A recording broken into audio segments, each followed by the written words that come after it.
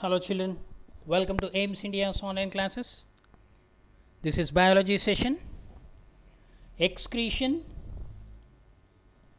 the wastage disposing system.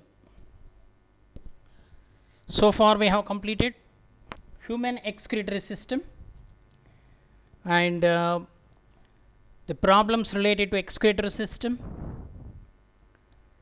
kidney transplantation and other pathways of excretion we have completed in the last class.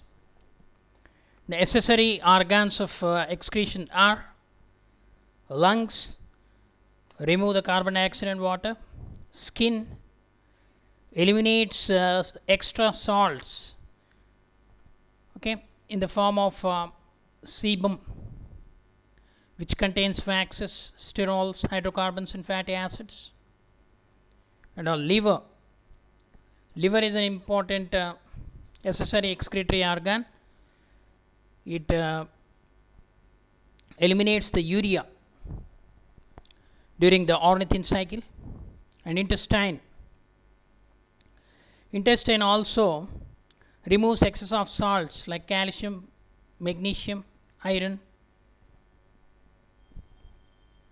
excreted by the epithelial cells of the colon, large intestine. So the waste materials from the large intestine eliminated in the form of feces. Along with feces, small amounts of nitrogenous waste also eliminated, and even saliva and tears also contain some amount of minute concentration of nitrogenous waste materials. Okay. So actually what is excretion? Once again let us recall the definition.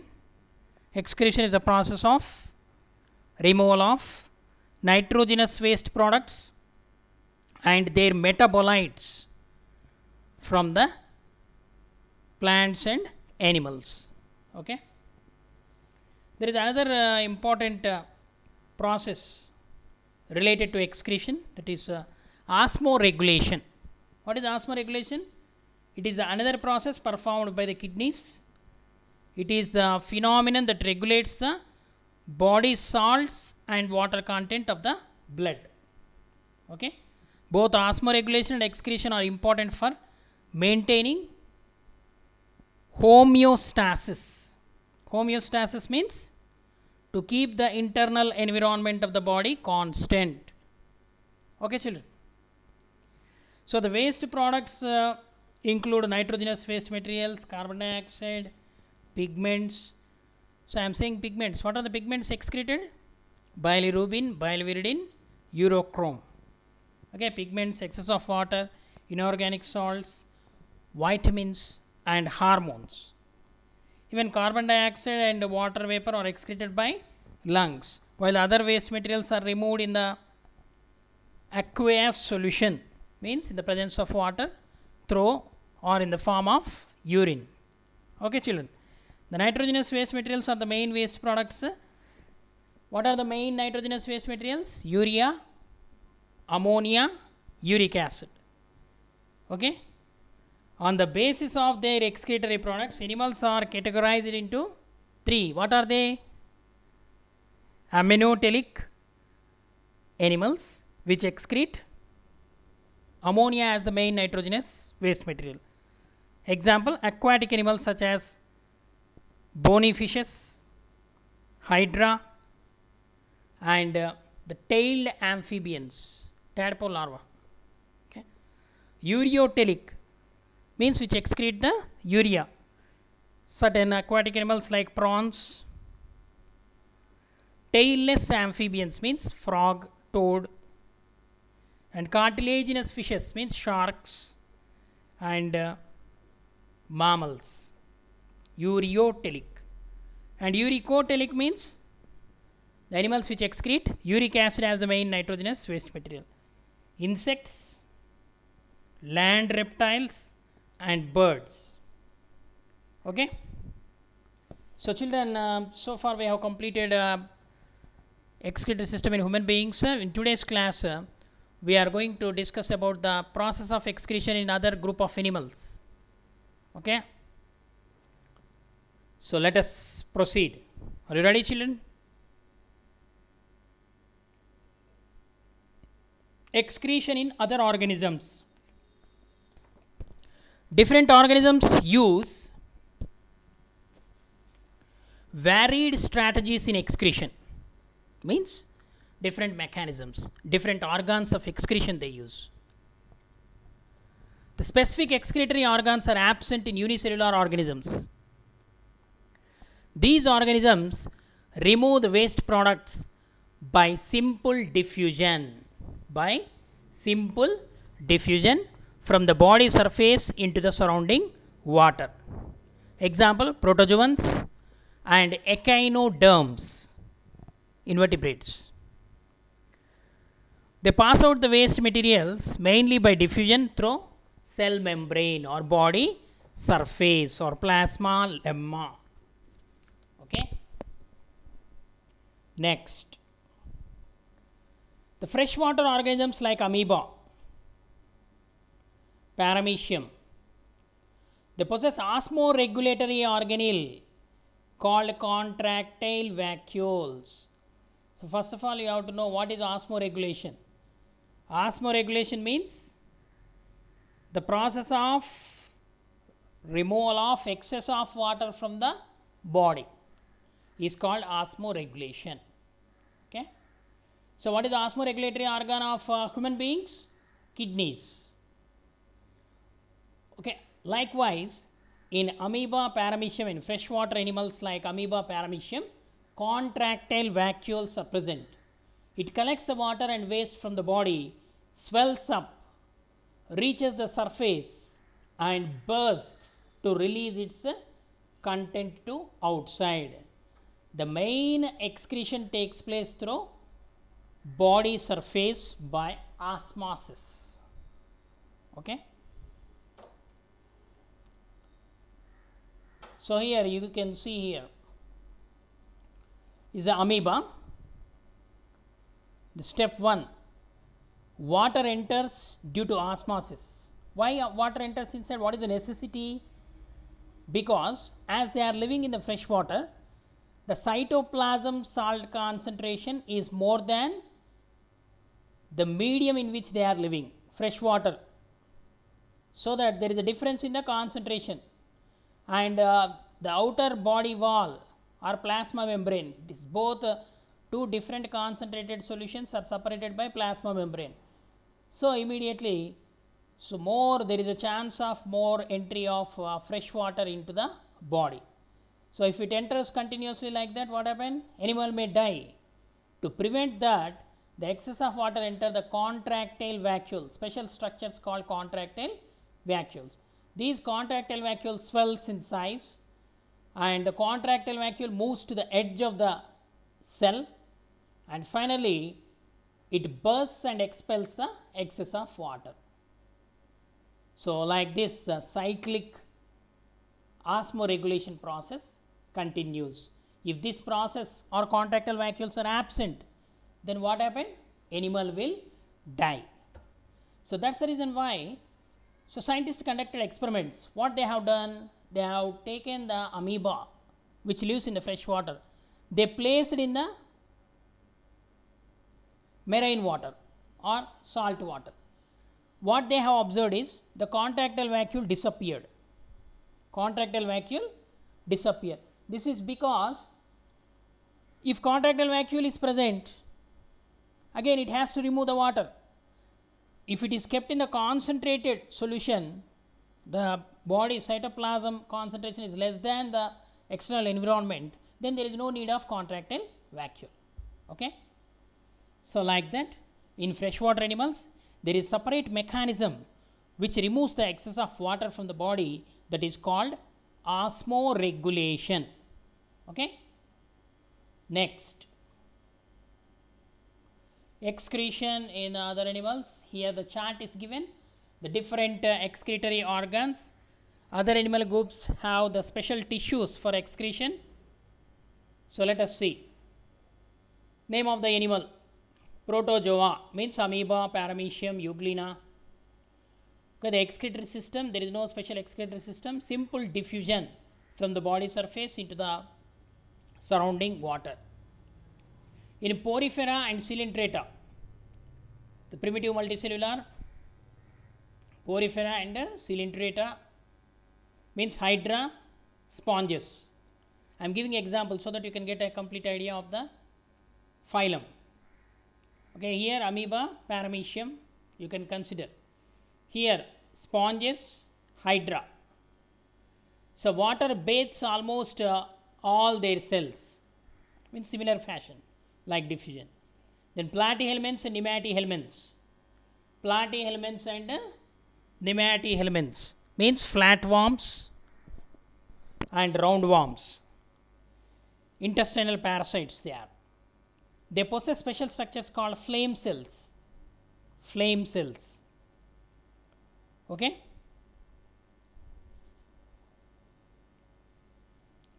And some other structures are also present. Intracellular canaliculi are present in the roundworms. Okay. And in Annelida, Annelida means earthworm, you can take example. Nephridia are present. In arthropods, arthropods means insects. Green glands, Malpighian tubules. So you can take in prawn, green glands are present. In cockroach, Malpighian tubules are present. Okay, in scorpion, book lungs are present. Like that in different insects is the largest group of animals. They possess variety of excretory organs. Okay. In mollusks, mollusk means snail. Example, Metanephridia. The special structure is called Metanephridia. In echinoderms, there is a special system called water vascular system. Echinoderm example, starfish. Okay, in reptiles, birds and mammals, kidneys are the main excretory organs. See, the evolution of excretory system has undergone so many changes from primitive unicellular organisms to higher multicellular organisms. They possess different mechanisms, specialized tissues for excretion. Okay, Malpighian tubules in insects and antennal glands or green glands are present in the prawn. Kidneys in the mollusca. The kidney present in the mollusca is called metanephric kidney. And in vertebrates, higher vertebrates, that is amphibians, reptiles, birds and mammals, even fishes. Fishes, amphibians, reptiles, birds and mammals. In vertebrates, kidneys are the main excretory organs. Okay. Next,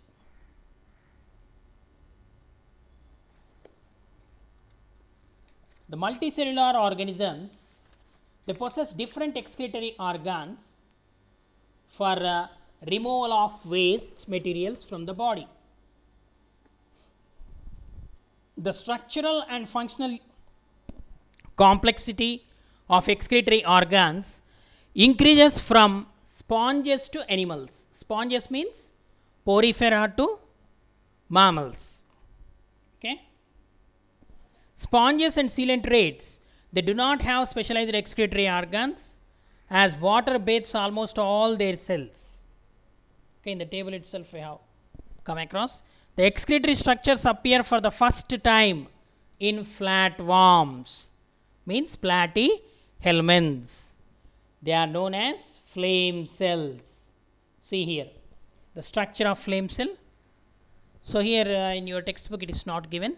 So for your better understanding, here the image is pasted here. Please go through.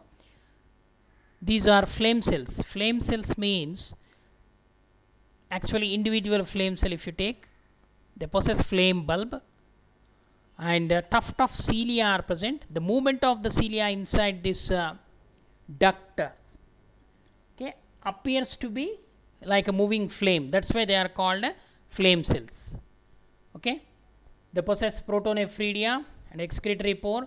These flame cells collect the waste materials from the body fluids and eliminates into this duct, and these ducts open outside through excretory spore. Okay, this is the mechanism which is seen in the flatworms, platyhelminths, planarians. Example, planaria. Okay, next, excretion release of substances in plants now. Okay, in plants variety of end products are formed. Actually, one question, the topic starts with a question: do plants excrete like animals? Do plants excrete like animals? Why not? We are amazed to answer such type of questions. You are aware that the variety of end products are formed during metabolism. Okay, for example, photosynthesis. During photosynthesis, starch or glucose, oxygen and water vapor, water are formed. In respiration, carbon dioxide and water are formed. So like that, during metabolism variety of products, end products are formed, and these nitrogenous wastes are important. Plants they does not have specific organs to excrete these wastes, but the plants break down the waste substances at a much slower rate than in animals. Okay, compared to animals, plants does not have specific organs to excrete the wastes.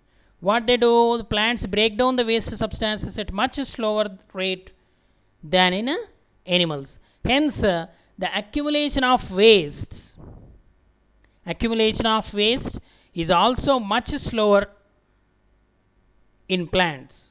For example, in green plants, in darkness, and plants that do not possess a chlorophyll produce carbon dioxide and water as respiratory waste products. Okay, oxygen itself can be considered as a waste product generated during photosynthesis. Okay, so that's why it exists outside through stomata of leaves and lenticels of the stem. Okay, in woody plants through lenticels. Okay, in normal plants through stomata of the leaves, the gaseous exchange takes place. Then how plants manage or send out the waste products from its body? Plants get rid of excess water by a process. What is that process called? Transpiration. Okay, so they break down the waste substances at much slower rate than in animals. So the accumulation of waste is also much slower in the plants. Green plants in dark, they do not possess the chlorophyll. They produce carbon dioxide and water as respiratory waste products. Oxygen itself can be considered as the waste product generated during photosynthesis. So that exit out through stomata of leaves and also through lenticels of the stem. Okay, children. So how do plants manage to send out the waste products from its body? The plants can get rid of the excess of water by a process. What is that process called? Transpiration and guttation. What is transpiration? The process of elimination of excess of water in the form of water vapor through leaves. So which part of the leaf? Leaves possess microscopic openings. They are called stoma or stomata. That structure is called. Okay, stomatal transpiration and guttation. In certain plants belongs to grass family. Okay, early morning during winter season, you can touch the grass or paddy field upper surface, so your hand become wet because the water exudes out, comes out through special structures called hydathodes, just like stomata. In some grass family plants, hydathodes are present, so through which excess of water comes out Okay, that is called guttation. That process is called guttation. The waste products may be stored in the leaves, barks and fruits also. In higher plants or in some plants, the waste products stored in the fruits, leaves, bark and fruits. When these dead leaves, bark and ripened fruits fall off from the tree, then the waste products in them are get rid of. The waste gets stored in the fruits in the form of solid bodies.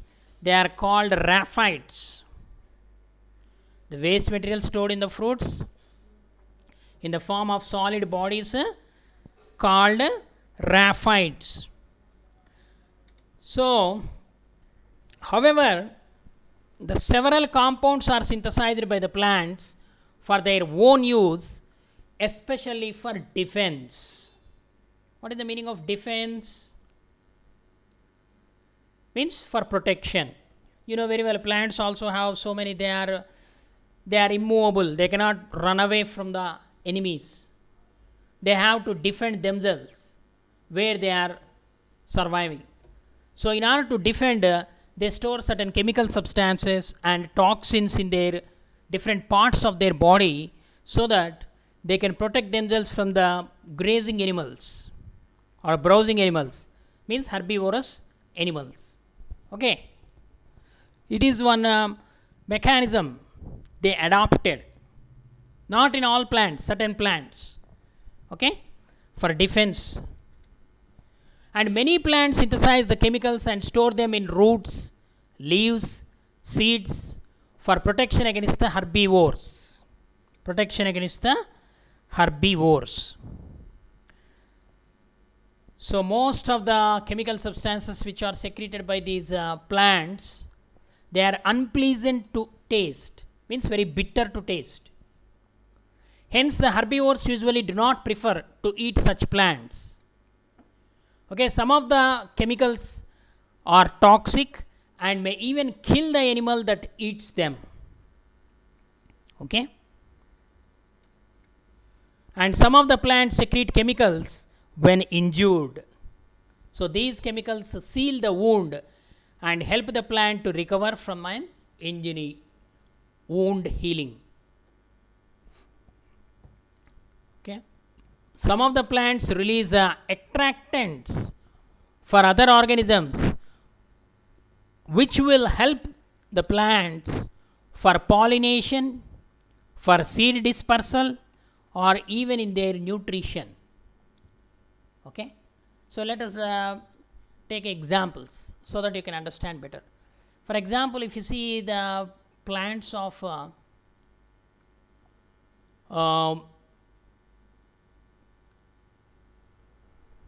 mimosa, okay, means the different types of government trees we can say. Okay, so in these trees, unwanted, we will say they are, we will consider them as weed plants, but we will get some useful products like gums. When such plants with sharp thorns, spines, okay, when that bark of that plants get wounded, we will cut those plants for for fuel, wood, for burning fuel, firewood we can say. For that purpose we will cut those useless plants which grow in unwanted or waste lands. Okay, at the time of cutting, the part of the plant or stem of the plant is wounded, so in that place they produce a gum like substance, so that gum is used. Okay, so actually that gum is secreted for healing the wound. Okay, some plants release attractants for pollination. So you know very well, certain flowers, they are sweet smell flowers which attract the butterflies and honeybees for the cross pollination. And certain plants they produce a variety of seeds with attractive. so which can be swallowed by the animals and help in the seed dispersal. And even certain insectivorous plants will be there. They attract the insects. Okay, like you have studied in the lower classes. Nepenthes, pitcher plant, Drosera, Dionia. Okay, they have common names, different names. Venus flytrap, Utricularia. Those plants, insectivorous plants. So for nutrition, they attract for attracting the insects. They possess a different type. They secrete variety of substances. Okay, trapping the insects. Okay, for example, the plants having the root nodules, they secrete some chemicals to attract the bacteria, rhizobia, into the surroundings of the plants, surroundings of the roots, and form a symbiotic relationship with the rhizobium. So these compounds are called secondary metabolites. Such type of chemicals which help in for the survival of that plant, they are called secondary metabolites. Primary metabolites means usually carbohydrates, proteins, fats, or lipids. They are the primary metabolites produced by the plants. Secondary metabolites means alkaloids, gums, resins, tannins. So these are the variety of substances produced by the plants. They are called secondary metabolites. These are chemical substances. Okay, children. More we will learn in the next class. Hope you understood. Please read the textbook. Thank you for watching our video. Please subscribe our channel and press the bell icon for receiving latest updates.